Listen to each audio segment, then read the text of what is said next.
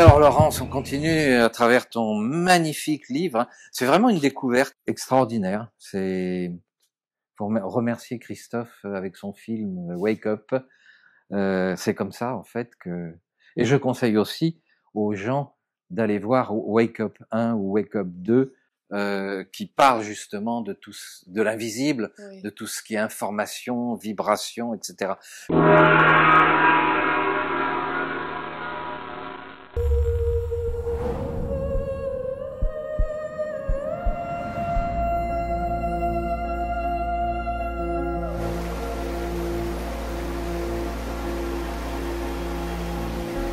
Je suis vraiment intéressé par le vivant en tant qu'être humain et avec quel regard on regarde le vivant. Après, ce qui nous manque, évidemment, c'est l'ensemble des paramètres, et ça nous manque complètement d'ailleurs, c'est l'ensemble des paramètres qui conduisent à l'émergence du vivant.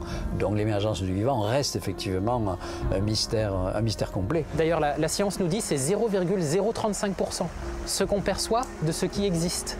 Et donc, il existe 3000 fois plus de choses que ce que je suis en train de voir là et de l'expérience que je suis en train de faire là. La physique en particulier nous démontre aujourd'hui, pour faire bref, que l'espace, la matière et le temps n'existent pas et qu'il faut les remplacer par la vibration, l'information et l'énergie. Finalement, toute la vie, c'est une histoire d'information. Et la matière aussi, c'est une histoire d'information. Et donc la vie, c'est pas simplement de la matière, c'est pas simplement de l'énergie, c'est aussi de l'information. La vie, c'est un triple flux de matière, d'énergie et d'information.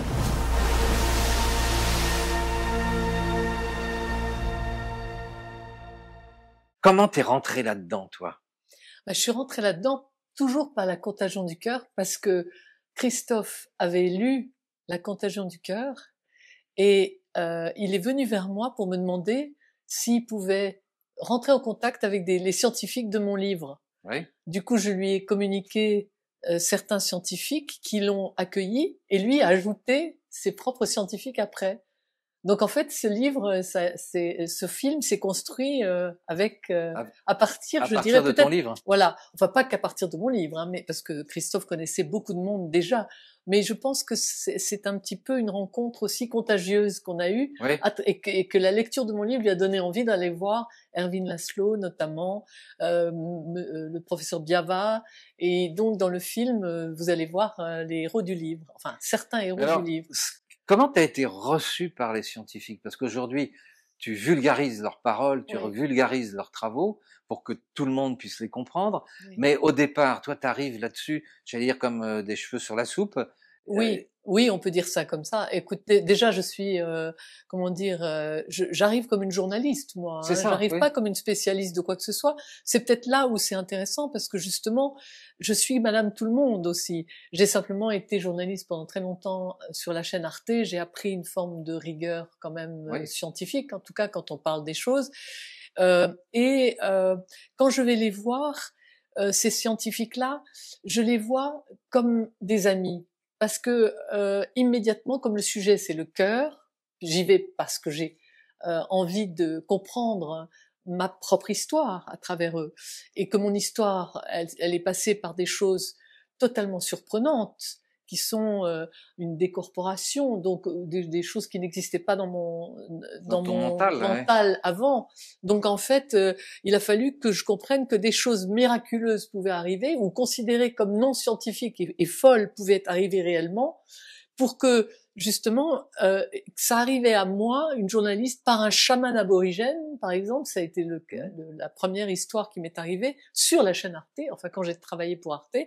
Et je me suis dit, si ce monsieur chaman aborigène m'envoie une expérience aussi folle, aussi absurde, aussi incroyable que une sortie du corps et ensuite revenir dans le corps et devenir complètement différent, parce que ça a bouleversé ma vie, c'est qu'il voulait probablement, il l'aurait pas fait si j'étais pas journaliste. Il voulait, en tant que journaliste, que j'explique la question. Du coup, le porte-parole de cette dimension. Voilà. Et du coup, je me suis dit, alors, pour ne pas perdre tout de suite pied et pour ne pas passer pour une totale givrée, il faut aller vers la science, mais la vraie science, la science en marche.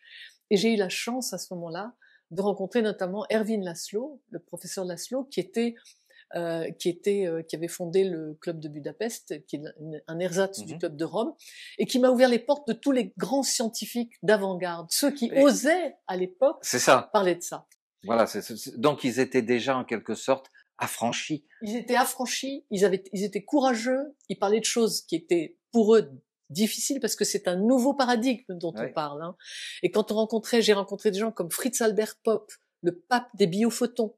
J'ai rencontré des gens comme Stanislas Grof, un ancien psychiatre qui est devenu le fondateur de la respiration holotropique. Ou bien des gens comme Pim van Lommel, le cardiologue qui est le plus grand spécialiste des NDE, c'est-à-dire des corporations, oui, des sorties de corps. Oui, c'est ça. Ça s'appelle les NDE en français. Near Death Experience. Expérience aux frontières de la mort. J'ai rencontré des gens aussi extraordinaires que David Peat, qui avait écrit un pont entre l'esprit et la matière avec David Bohm. David Bohm, qui est un ancien, très connu du monde scientifique, c'est un des premiers physiciens entre guillemets quantiques, enfin qui était dans l'école de Copenhague, enfin bon, du temps d'Einstein. Et ensuite, j'ai fini par travailler directement avec le prix Nobel de physique George Smoot, qui est l'astrophysicien George Smoot. Et du coup, je suis rentrée dans la science par l'intérêt de ce qui s'était produit pour moi. Du coup, je peux parler à la fois sur différents niveaux, parce que ce qui est extraordinaire, c'est que ça peut arriver à tous. Et c'est notre cœur qui est l'artisan principal, qui est le guide, qui est le maître de nos corps. Et nous persistons à l'ignorer. Nous persistons à croire que c'est seulement, comme je disais tout à l'heure, le centre de nos émotions ou bien la pompe biologique. Ouais. Mais c'est beaucoup plus que ça. Et tout ça, tu nous en parles dans ta conférence. Oui. Et on peut te poser toutes les questions, et notamment concernant ces fameuses rencontres magiques, en fait, avec ces scientifiques. Exactement, exactement. Parce que les scientifiques que j'ai rencontrés, ce sont les héros de mes livres. C'est-à-dire qu'ils parlent dans leur langue. C'est très important de garder la sémantique scientifique dans laquelle ils s'expriment.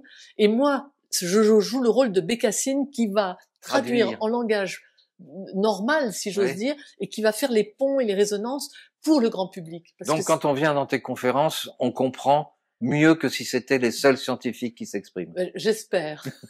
Merci, Laurence. J'espère.